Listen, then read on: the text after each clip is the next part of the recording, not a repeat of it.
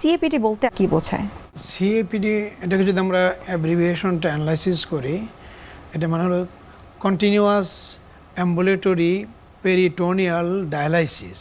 এটা সংক্ষেপে সিএপিডি। অর্থাৎ কিডনি যখন সম্পূর্ণ নষ্ট হয়ে যায় তখন হয় কিডনি সংযোজন করা অথবা ডায়ালাইসিস করা। আমাদের দুইটা কিডনি থাকে এবং এই কিডনি অনেক গুরুত্বপূর্ণ কাজ করে। এরকম যে প্রতিনিয়ত আমাদের দেহে কিন্তু ক্রিয়া বিক্রিয়া এটা চলতেছে। তো এই যে ক্রিয়া বিক্রিয়া এগুলোর ফলে অনেক ধরনের বিষাক্ত পদার্থ আমাদের দেহে তৈরি হচ্ছে। সেই সাথে আমরা যে খাবার খাই সেখানেও অনেক অপ্রয়োজনীয় উপাদান থাকে, অতিরিক্ত পানি থাকে অনেক সময়। তখন এই যে অপ্রয়োজনীয় এবং বিষাক্ত পদার্থ যেগুলো আমাদের দেহে থাকে সেগুলো কিন্তু কিডনি কি করে, সেগুলো কিডনির অনেক ছাঁকনি আছে, প্রায় 24 লক্ষ।